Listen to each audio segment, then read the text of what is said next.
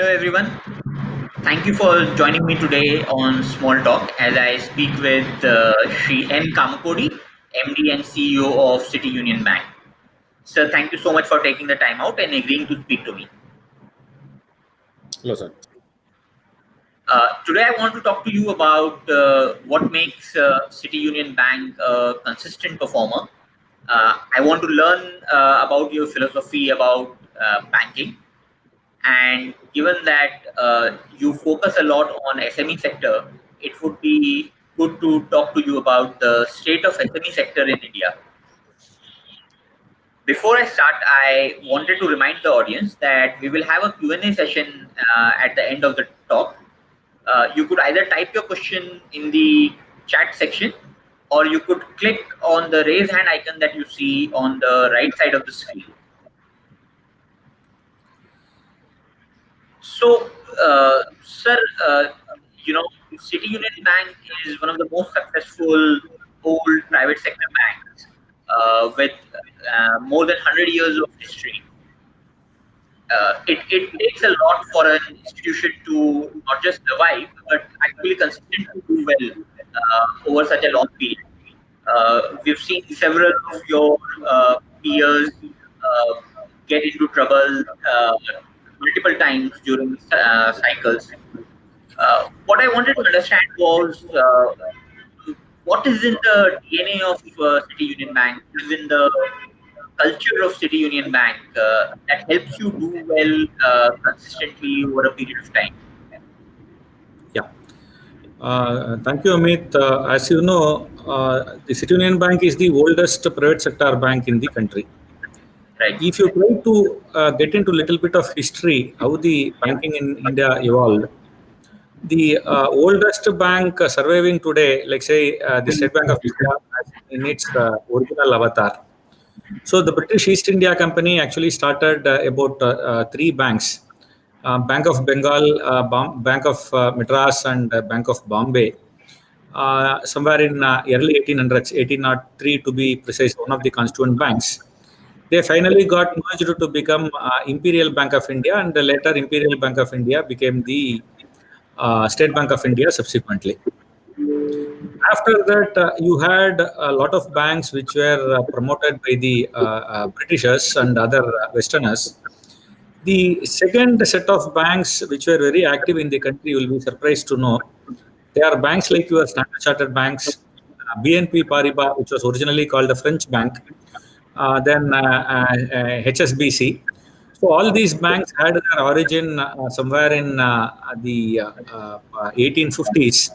So in fact, Standard Chartered Bank was that point of time. It was chartered as something like Chartered Bank of India, China, and Australia, or something like that, like with the specific focus to India.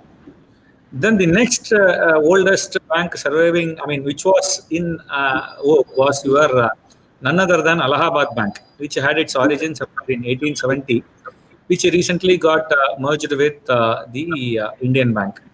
So it had originally the I mean British ancestry, and they all it finally shifted from Allahabad to Calcutta. Subsequently, it had its headquarters in Calcutta. The next oldest bank in the service today is your Punjab National Bank, 1895 Lahore. Actually, Punjab National Bank is the oldest bank which was promoted by, let's say, Indians as a part of Swadeshi movement. Right. Then next available oldest bank is CUB. It was originally founded as the Kumbakonam Bank Limited, named on the town from where we all hail from and where the headquarters is today. Right. And it was started in the year 1904. After that, you had banks like the Indian Bank, Corporation Bank, Canara Bank. All these banks, Corporation Bank also currently got merged. So Canara Bank, Indian Bank, and all they were started in 1906 and all, but we are about a couple of years older to them. It was originally started as the bank to support the local agriculture trade and other activities of the original Kaveri Tanjavur Delta.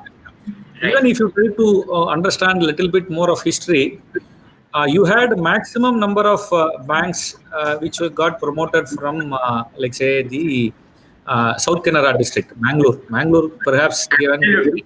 Yeah, Bangalore is like the hub of bankers. yeah. The second big hub was from Thrissur. Still, you have about four commercial banks having their, like say, from headquarters at Yeah. Thrissur. Yeah. Then the third highest number of branches came out, you'll be surprised to know, from Coimbatore. But not even a single bank is there today from Coimbatore. Like that, Kumbakonam itself had about 4 or 5 banks which had their headquarters in Kumbakonam. You had one Wow. Commonwealth Bank, one Union Bank, one City Forward Bank, and all. Commonwealth Bank was taken over by Kumbakonam Bank. Later, City Forward Bank and Union Bank, the concept of mergers came somewhere in late 60s when all banks and all, like say, a lot of consolidation happened. It was just before the nationalization, perhaps. That was when the three banks in Kumbakonam got merged to become the Kumbakonam City Union Bank. Later, that it became the City Union Bank. And right from the beginning, the focus of the bank had been for to support the small and originally for agriculture, then the working capital of the small and medium scale enterprises, and slowly evolved to support the small and medium scale enterprises. And it's a journey. Perhaps it has seen all the world wars and all India-Pakistan wars, the Right. Great Depressions, whatnot. Yeah. And another main track record is that the bank had paid, I mean, declared profit and paid dividend for all the 116 years continuously. And we paid an interim dividend in the month of March. Had we not paid, probably that what do you call chain would have got broken because of the regulatory instructions and all. By God's grace, we paid the dividend ahead of, I mean, before that Yeah. announcement from the RBI came. Correct. So it's learning over a period of time, and the bank had learned these thing, and it had always been grounded to the floor and try to take a path which is slow and steady, so that all the stakeholders, be it customers or be it the shareholders or be it depositors, everybody is taken care properly. Right. Right. No, that's interesting, sir. You mentioned about the key hubs in South India, Mangalore, Thrissur, and Coimbatore and Kumbakonam, which sort of have been the banking hubs. You still operate out of Kumbakonam. One of the questions that I had is, uh, you know, in banking, talent has been highly valued. How do you sort of attract talent and how do you retain them? How does that work? Come on, Kumbakonam is not that much a God-forsaken place. It's a very peaceful place, supposed to be one of the earlier capitals of the Chola Empire. The first capital is hardly about 5-6 kilometers. It is in fact, Kumbakonam is in the outskirts on the bank of river Kaveri and all, with a lot of temples and let's say, even when in the Madras presidency, when the British wanted to start colleges and all, after Presidency College Chennai, the second and third colleges were from Kumbakonam and Rajamundry in Andhra Pradesh. So it's Yeah. one of the what do you call place with a lot of culture and heritage and all. We never found that as a, major trouble in getting the talent and all to Kumbakonam. In fact, most of our executives are homegrown who joined at the entry level, worked their way up, learned skills over a period of time, and the location had never been an impediment for getting the right talent to be here. Got that, sir. So another interesting thing that I found about City Union Bank was that over 100 plus years, the bank has just had 7 CEOs. Right? That's an I guess it is General Electric which comes closest to this. So at an institution level, I wanted to understand a couple of things. At the institution level, what is it that drives this philosophy of giving very long tenors to And then you yourself became CEO in 2011 when, if I'm not wrong, you were 37. Uh, and if I go as per the current RBI regulations, if I'm not wrong, 65 is the retirement age, or is it 70? No, as per the draft circular currently published, if it comes to the effect, I will be retiring on 30th April 2026. Wow. So, I will be the youngest retiring CEO. I mean, in summary, what I'm saying, your tenure probably is comparable to your potential tenure is comparable to a Jack Welch or an Aditya Puri. I wanted to understand this at the long tenure probably from two point of views. One, from the institution point of view, what is it that what are the merits that the institution sees, and then I wanted to understand it from your point of view. How does a long tenure changes a CEO's mindset in the way he defines strategy of the organization, in the way he looks at the organization, and the way he runs the organization? So, from both point of view, if you could talk a bit, it will be very helpful. See, don't compare me with Aditya Puri Saab and all. It's, I mean, it's a big disservice to him. Like, he is God, and I'm probably somewhere closer, looking at from a distance. See, the issue is it basically comes from the organizational DNA. Right. The organization had always believed that more and more internal people are promoted, it will add to the stability of the organization in the long run. And over and above that, like say, the all the decisions will be taken not on like say keeping few quarters in mind or tenure in mind, but overall health of the organization on a long term. You have see, for example, the it's a you cannot have one-to-one correlation between the tenure of the CEOs and the whatever delivery or whatever it is. There are cases when like say there are people who have done an excellent service or even created change in an organization for good in a short period. You have also seen in the Indian banking industry where long tenure had resulted in nothing meaningful, and even cases where even people could create a lot of damage in a shorter run. There is absolutely, it purely depends upon the, like say, that particular individual, that particular time, and also the team and the board which are taking care of that. The most important thing what I mean banker has to keep in mind is about the fiduciary responsibility. Right. So we are handling public money, and we are accountable for each and every action that is being done. The problems are always come when somebody thinks beyond the organization, or like say not keeping the institutional interest at that level, and trying to have like say to score points on at a personal level and all. If a person with that mindset gets a longer tenure and all, it could create potential problems for the future. First of all, what we have to remember is that banking is a very simple business. If you like say the problems come only when like say somebody tries to complicate that and do something what do you call want to do something Right. what to say, like to have his own stamp in the performance or whatever it is. Right. But the business basically is simple.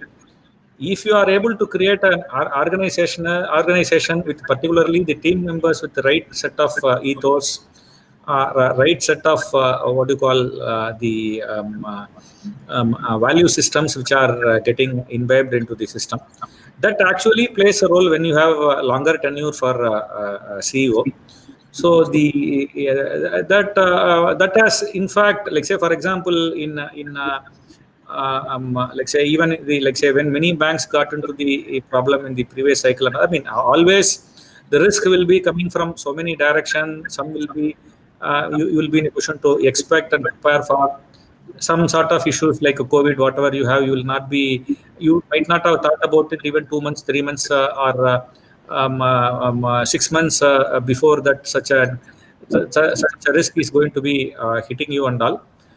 Yeah, if you are able to be like say handle that in that way, I think automatically the rest all will be taken care of.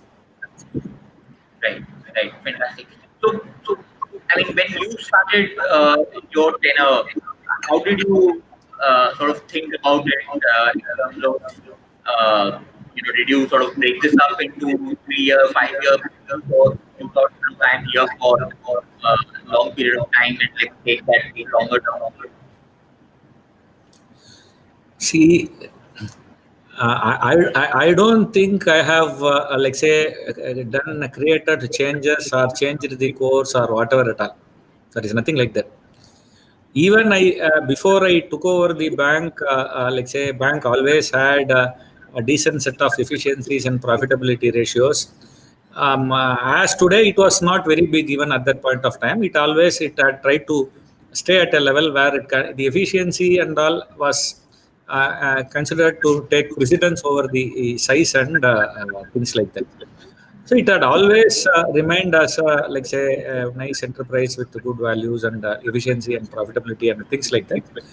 What, like say, I happened to come over here and I continued the good work done by my predecessors in the same way without trying to rock the boat.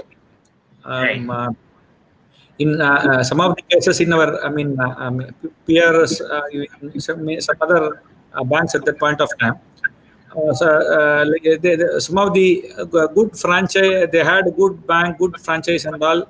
They were under tremendous pressure to increase the size in a shorter period of time to gain market share and things like that, which made the system to take undue risk at that point of time. So we understood and we decided that there are certain limitations for the institution. So our priority should be to get the best results out of whatever strengths that are available, rather than trying to completely change the course and all. When we took that call and when we discussed with the various stakeholders, including let's say what you call investors and all. Originally, we were thought that we were so risk averse that nothing meaningful is going to happen and all. But finally, even I mean, what we understood was that even if you, I mean, you can be giving what you call a decent returns. If you even you need not to do so many new things, but if you commit fewer mistakes. Yeah. So the thing is that the only thing like say, what you can credit is that we did not take any undue risk for a period of time. Right. Right. So whoever survives sort of wins the race. Pardon? Whoever survives wins the race. Yeah, and the direction of the race also changes too fast, too quick. Okay, great. I mean, whenever I have met you earlier, I've heard some interesting takes on some of the parameters that typical banking analyst sort of tracks and how you look at world. I've heard you talk about City Union Bank's focus on single banker relationship. I've heard you talk about how you look at fee income, how you look at CASA. Uh, so just wanted to understand in that little bit of visibility, uh, what are some of the matrices that you as operators sort of focus on, and some of those things which probably the financial community doesn't get that much.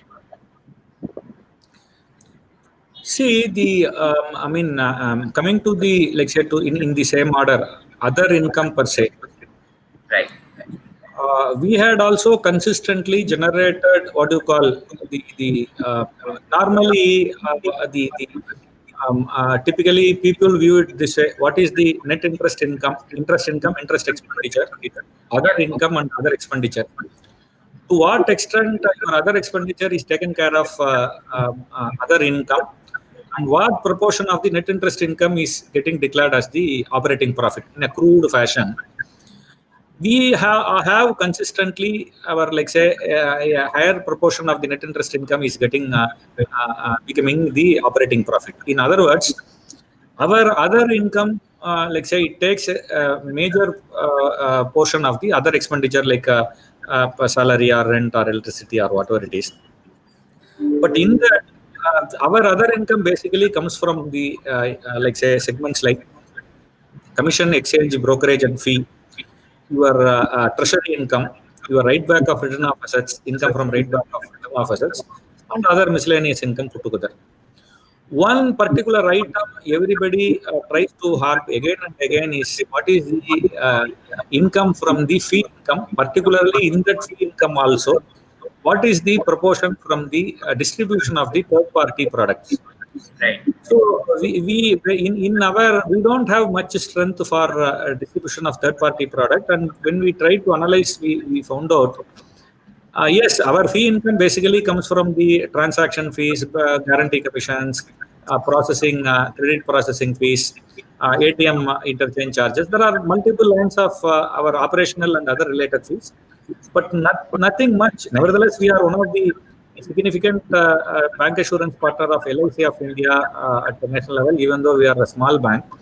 But the point is, the in your overall ROA tree, the distribution of third-party product like LIC, I mean, your insurance or the mutual fund distribution is not adding as much as, let's say, importance it is being given.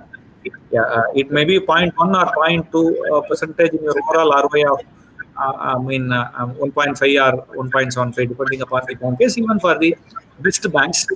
But that is one item which is liked by all, and so everyone that we are doing a lot of fee income. Finally, if you trade on it, this is how it works. Similarly, for CASA, everyone tries to look it more as a, what you call, the interest cost of CASA is, let's say, very cheap. And also people talk for the stability. Like say, people mistake when some bank has less CASA, they mistake it like it has it liability side is funded more by the certificate of deposits or corporate bulk deposits, and they don't have a good retail franchise. We don't have, like say, we never had a great CASA. I don't think we will ever have a great CASA. But I had to spend a lot of time in, like say, informing the people that, like say, but my entire liability side is from the retail deposits only, and I am not a participant in the wholesale or corporate bulk market. It took me long time to, like say, properly communicate this to the investor community at large. What is happening is that the operating cost of CASA, if you add along with the interest rate cost, the gap between the like say retail term deposit and the CASA is not between the 3% and 6%. Yes, still the CASA is cheaper, but the gap is not as wide as it is being perceived. We ourselves could see that only when the like say savings bank rates got deregularized a few years back, and we conveyed that, like say, not that like say, I mean, we take a call depending upon what suits us, and for the same amount of effort where we are able to make better returns is what we worry more about. And this was one item which was always getting what you call asked in the analyst conference in the earlier days. And when I said this is what it is, and there were not many takers at that point of time. But finally, we had to show that's how we are having our both cost to income ratio or ROA and all. Maybe the top 10 percentage or top 20 percentage, mainly because, like say, this is how things work. Right. Fantastic. So, sir, technology is one thing that is sort of changing banking very significantly. Uh, there are newer partnership models emerging. There are newer asset classes emerging. API banking, mobile banking is taking over big time, and banks are partnering with tech companies, and tech companies are partnering with banks. It's happening all the way. So, what I wanted to understand is how's City Union Bank sort of looking at technology, and how are you sort of adopting the changing trends? See, City Union Bank, right from the beginning, it had been one of the early adapters of the technology. Starting from the time when, let's say, computerization itself was a big issue in the 80s in the entire banking industry, CUB adapted whatever technology available at that point of time in the, like say, one of the early adapters of computerization in, like say, in those decades. Subsequently, in fact, we had, like say, after the new generation banks came out with the ATM network, we also adopted that. And in fact, we were perhaps one of the, I mean, perhaps only one bank, I don't know any other bank, who could give the service to the customer that within the DOS platform when there was no core banking, we integrated all the bank's systems, and the customer of one bank can take money from the ATM of another bank in those early days of technology and all. When the core banking came, we were one of the early adapters. Similarly, the internet banking, mobile banking, and all, our technology is at par with the best in the industry. We currently have about not less than 90 to 93 percentage of our transactions have moved out of the branch channel, and about 75 percentage, 80 percentage or so, it has come to the digital channel also. You might have seen we tried the first robo in any bank.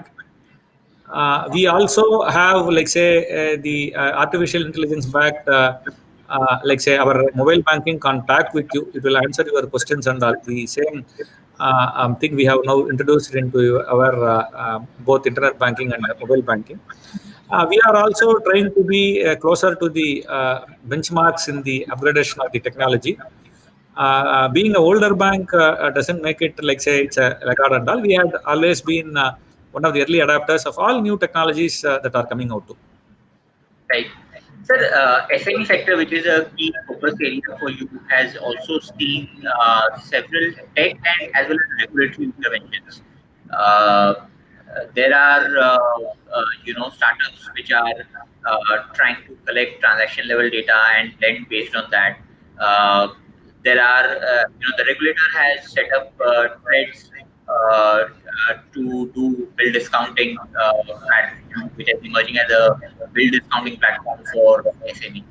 And then there are a bunch of smaller NBFCs which are doing small ticket lending, both secured as well as unsecured to SMEs.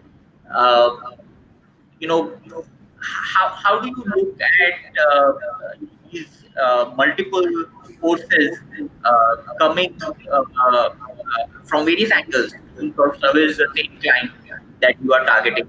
How are you approaching that? You are thinking which of these do you think is a pragmatic solution? Which of these are you sort of partnering with? How are you looking at all these things?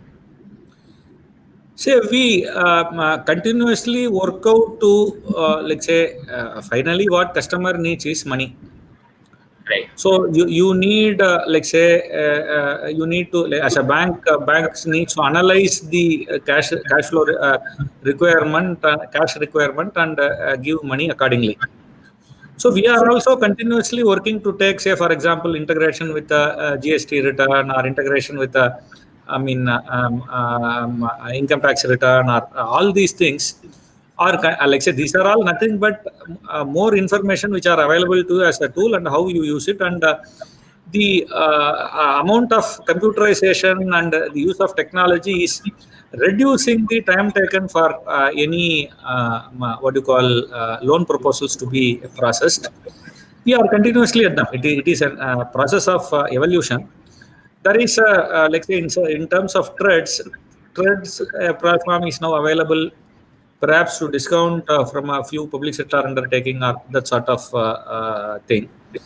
it's it's all these things like we are continuously looking at it and trying to integrate in our scheme of things to give the best to the customers. Like any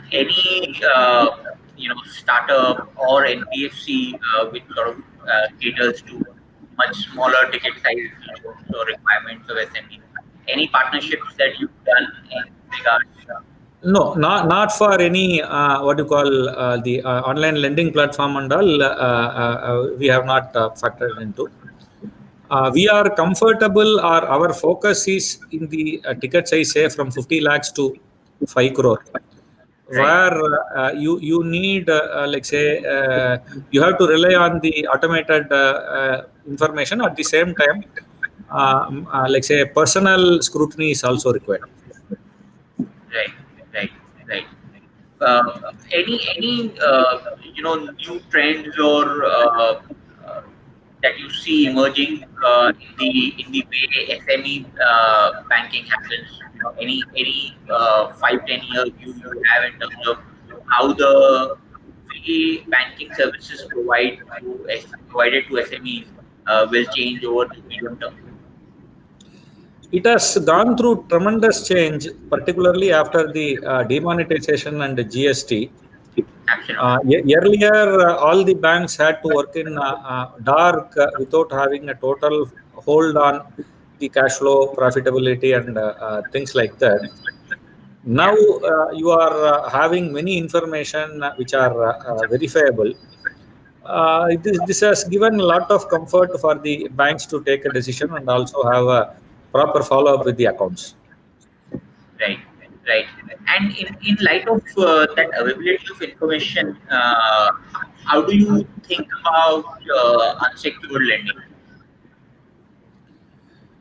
Unsecured consumption lending is one thing where that is not our core area of strength, that had never remained a core area of us. So we had we agree it's an opportunity with a tremendous amount of volume and all. But we as a bank with over 115 years of history, uh, we decided that we will have our focus more into the like say funding for the creation of business assets, and we are staying at the what you call business funding per se, secured Right, business funding per se. right. So despite availability of information, you still don't feel sort of comfortable with the risks on the unsecured lending piece. You have many persons in that area. Like say we find our services are also required by a significant section of the market, and we are continuing in the area where we are good at. Right, absolutely, absolutely. So, staying on with the SME sector, it's a sector that has now struggled for last 3-4 years. From Demon period to GST to INFS, and the liquidity tightening post that, and now with the lockdown, the sector has sort of struggled over the last couple of years. Uh, what is your reading of the current situation, sir? Yes, the COVID and the lockdown, virtually it has put all the businesses like say under non-functional mode. Now only they are getting back to the normalcy as the lockdown is getting lifted in the stages. Coming back to the normalcy is going to be a long run process in the multiple stages. Say at the first stage of lockdown, no revenue, and everyone will be, like say, every businessman had to give his rent and pay wages, maybe partly or fully, so only expenditure with no revenue scheme. The second set probably had slight opening of what you call lifting of lockdown, but you had like say the labor issues and things like that. the expenditure continues. Some amount of, like say, some activities like maintenance work and all are taken, but on following up, few older receivables started coming. The next stage is that okay, some amount of production by one third or half level, the activities have started. There is a conversion of raw materials into goods and services or whatever it is. But some cash flow is also coming, but not sufficient to fully meet the expenditure.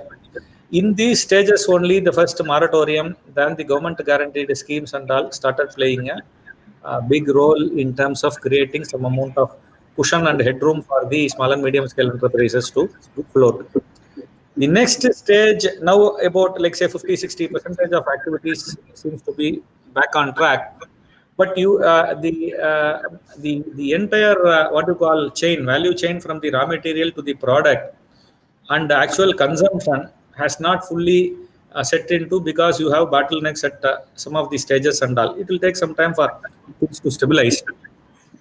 Then you will be having one stage where the customers have sufficient cash flow to pay not only bills and all, they will also be in a position to pay interest component. The final component is where they can pay the installments also. This timing of these phases will vary from the business to business.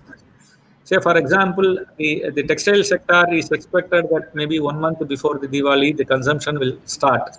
So that cycle may get cleared to a greater extent. But if you look into a sector like what you call hotels and all, Yeah. people are expecting the 60-70% occupancy rate is at least what you call 6-7 months away, not before the February March sort of. So depending upon these stages and all, they are at the multiple level. But the regulatory forbearance, the government support, the restructuring window available, and all things together, they are helping the businesses to stay afloat. The restructuring will ensure that the repayment tenures are somewhat linked to the future expected cash flow and all. Fortunately, when we checked with most of our customers one on one through our branch managers, relationship managers, and executives, what we could see is that almost very few are giving up, saying that I cannot run the business, I will exit. Almost most of them are having sufficient confidence to, like say, proceed with the businesses and all. So we are also able to see all the numbers are also indicating that the recovery is also fast. Though this year there is an expectation of a contraction in the economy, but overall things are giving a lot of hope. So we hope things will be stabilizing over a period of time. Sir, I mean, the struggle of SME sector is sort of not limited to just the lockdown phase. There, there have been structural changes which have sort of tended to sort of shift the market share more in the favor of or much more organized sector. Scale has become much more important, and in certain spaces, the SME sector per se has become less competitive. How do you, as a banker to SME space, how do you sort of monitor those risks? How do you evaluate those risks? And which are the sectors which you think will come back, and which are the sectors in which it's sort of end of the road for SMEs? How do you look at that? See, the formalization of the economy after the arrival of GST or the demonetization created that much amount of what do you call a shake up initially, like what you said. The it has to that extent, like say earlier and all, probably only the unpaid tax got added to the profit margin, and the people were very happy with what they were doing and all. Subsequently, when the formalization happened, the tax evasion becoming more and more difficult and all. Those who are serious in the business and their model is okay, there is no problem. But for those businesses where the margin itself is only equal to the tax evaded, they only had the problem. that like say exit of those customers where the entire profit is only from the tax evaded, they are now out of business to a greater extent. And whoever remaining now are trying to do, or like say a significant portion of them are definitely efficient to continue with this like say business per se. See, India with such a diverse population and size and scale, it is very difficult to say that like there will be a total transformation. Only size will matter and all. Like it is not going to be the case that way. Right, right. So you sort of continue to believe that SME will continue to remain competitive and will continue to grow well. Yeah, you will always have competitive SMEs, and competitive SMEs will not only survive, they will thrive. Right, fantastic. Sir, you mentioned about regulatory measures, restructuring, etc. How do you see RBI obviously has taken quite a few measures to provide liquidity. Uh, Generally, the complaint in the TLTRO scheme was with regard to trickling down. There's a large trade guarantee scheme, etc., that government has come up with. Uh, uh, just wanted your take on the effectiveness or the trickling down of some of these schemes. Uh, have they reached the deserving borrowers? Yeah, see finally it is very unfair to expect entire load will be taken by the government or somebody through these taxpayers' money. Right. Like say the individual business entities need to have what you call capacity to be viable, and only when a short term support measure could be given by these type of things. So I can definitely say from the SME front, whatever the guarantee scheme that was given by the government had literally like say gave confidence to all SME like say businessmen that they have got a support to and they will be in a position to not only just stay afloat. Once the situation normalizes, they will be in a position to do a good job. Right, fantastic. We will be opening this to Q&A now. A question that I had and something that Megha has asked is, you recently announced your quarterly result and took a significant provision for the expected losses due to lockdown. Just wanted to get your sense on the losses that MSME sector per se could see at an industry level. Maybe if you can speak, and for the City Union Bank also. See, I think there is one question: what is the expected credit loss by CUB on the MSME portfolio, and Yeah. view on that could be same as industry as well and all. Yes. See, we will probably try to get some point elaborated on that. I would rather, like say, suggest to, I mean, address this question as a part of slippage, because the credit loss, if you look into that stage, since we had what you call focused mainly on the like say what you call secured front. Our last 10 years record suggests that for every 100 rupees slips, we are able to recover about 70 rupees over a period of time. There could be delay because of the legal and other procedures and all. So our credit loss in the past had been only like say 30 percentage of the slippage, and we are able to recover the rest maybe with some time gap. To answer your question once again, to come on, like say how I have given in detail, I have covered it in detail in the like say in our results con call, and the transcript is also available in the what you call our website. In the current year, I mean, in fact, we had given an expectation that the normally we had a slippage of about even in financial year 2019 and all, we had a slippage of about 2 and a quarter and all. This year, for financial year 1920, we had about 3.1, 3.2.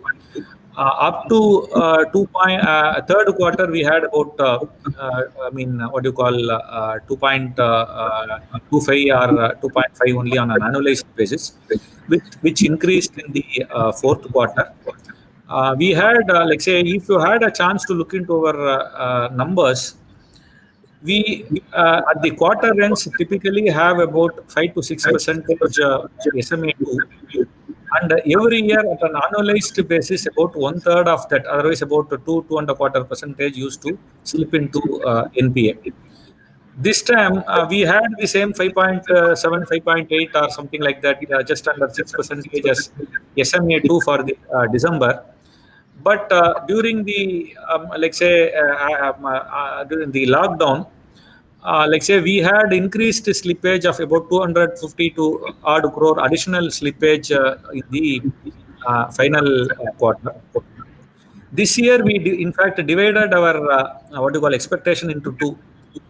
Like say we have given about 3.25 to 3.5% like last year, slightly above the around the same, slightly above the last year will be the slippage this year.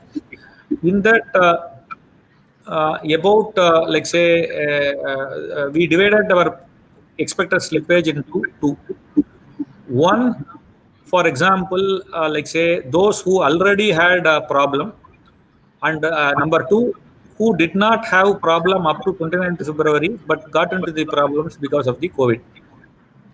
Yeah. The if you look into the second in that list, how it goes is that there are industries like, say, for example, certain industries are expected to take higher impact. It is widely perceived, like the transportation sector, which are all under the longer term lockdown. Hotels and restaurants who may take longer time to come back. The commercial real estate and the flat constructions. These and all, like say, people are expecting a lot of, I mean, hit and all. We have, and also, of course, unsecured the personal loans, consumption loans, in which we don't have much exposure. Overall, we have about 10% exposure to these industries, which are having, like say, which are expected to have impact because of the COVID. And our stress test indicated that about 20% of that. Otherwise, about 2% to our book will be becoming slipping from those accounts which were otherwise normal pre-COVID days but got into the problem purely because of the COVID. So another 1.25, 1.5% slippage will be from those accounts which had like comorbidity already, which were in the old SMAs per se. So overall, our expectation is that we should be having in the financial year, what do you call, 2021, based on the as is varies condition, we had not factored into a war with China. We have not factored in that you will be having a second wave where the country will be once again locked down and all. These sort of things we have not taken into account. But on the available information at this point of time, this had been our what do you call, I mean, behavior. And I think next question is on what is the view on the long-term borrower behavior due to moratorium announced and all. Yes, sir. Somehow I find I mean lot of discomfort in the moratorium, why it is given, whether it will be affecting the borrower's psychology and all such things. I am basically talking about the business borrowers. I'm not talking about the retail borrowers who have borrowed for the consumption purposes, be it for the for home loan or I mean your other consumption loans or whatever. I'm talking about I mean a typical businessman per se. Yeah. See, what has in fact we had given. I mean, in fact, we saw that like we gave moratorium available to every borrower. But Yeah. what we finally saw and we declared during our last week con call is that at least 48 percentage of the borrowers, even though they were given opportunity for moratorium, they had paid at least two installments or more. The basically like the it's a time when the cash flows are not still smoothened, and now only the guaranteed government and all given by the government and all some sort of flow has started and all. Still, it is going to take some time for the normalcy to be restored, and this is not because of the problem of the borrower and all, his intention and all. So the we have to wait and give enough support to the borrower through moratorium, through the government guaranteed scheme, and already have a restructuring window available for the borrowers. In fact, our restructuring experience in 2008 after the Lehman crisis had been extremely good. We had a very small portion of that only it became NPA in the subsequent 2 3 years. So we have to all these things are already given by the both the government and the regulator. It's currently required because the activity levels have fallen. If we try to talk more Puritan talk at this point of time and talking about all these things and all, it will cripple the overall what you call economy, and it will create irreparable damage. So the as and when the what you call the sufficient cash flow is generated in the account, I'm talking about the viable accounts. I'm talking about these accounts were viable up to 28th, 29th February. So on that, we have to Yeah. look into how things move on an ongoing basis. The next question is on what is your view on the NP level of the banks post-COVID scenario?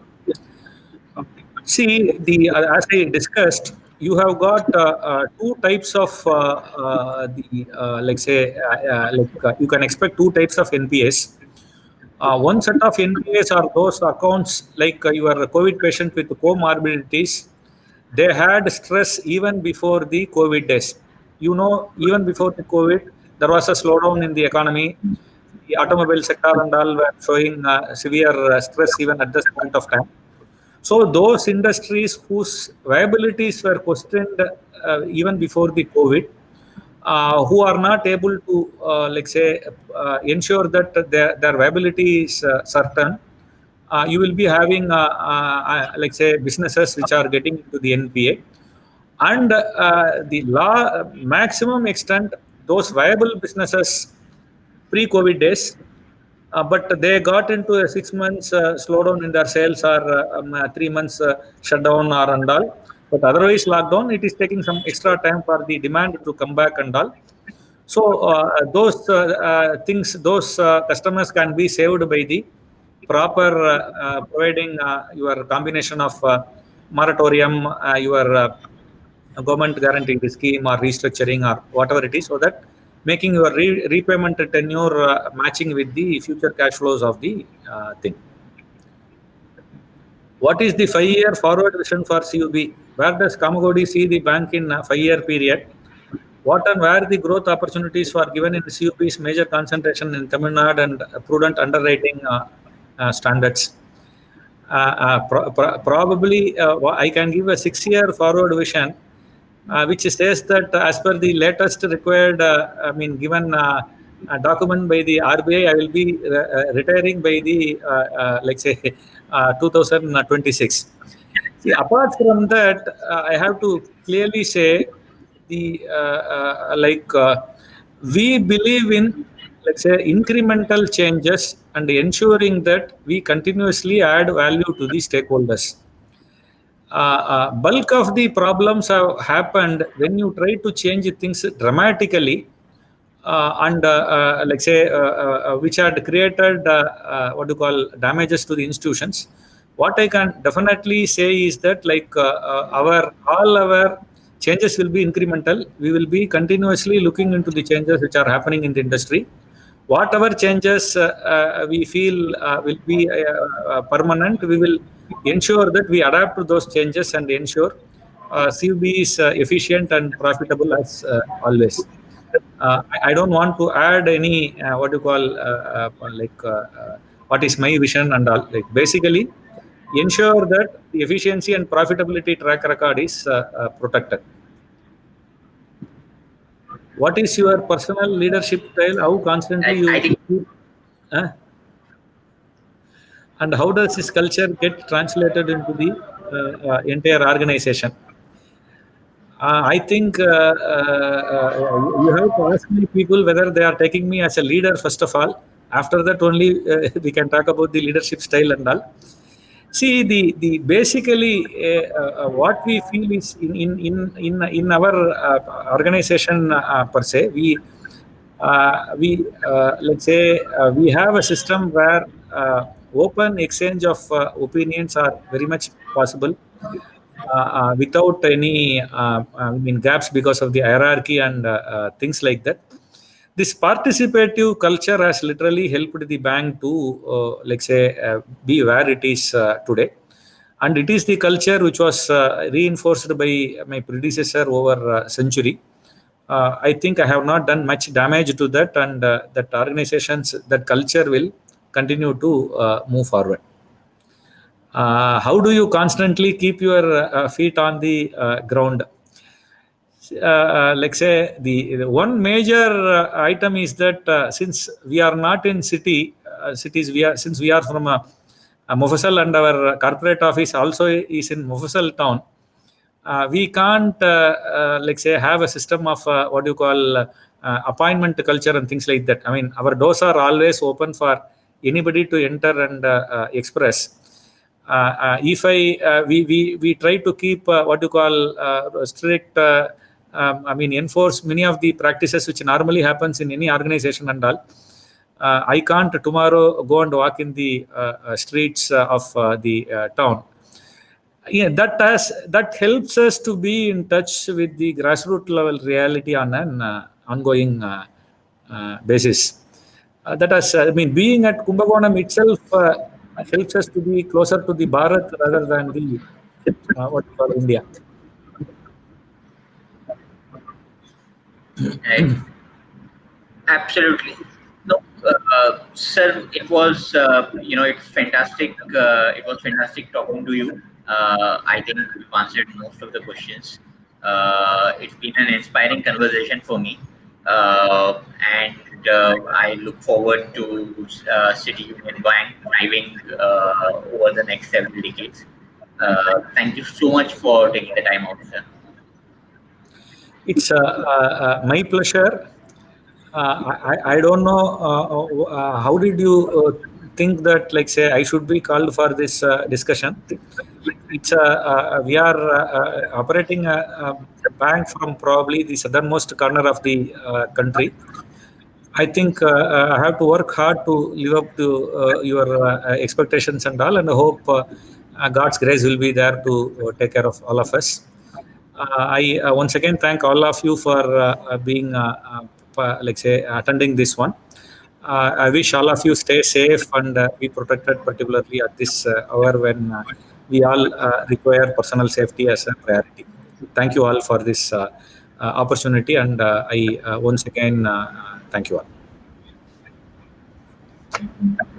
Thank you so much, sir. Thank you. Thank you for taking the time out.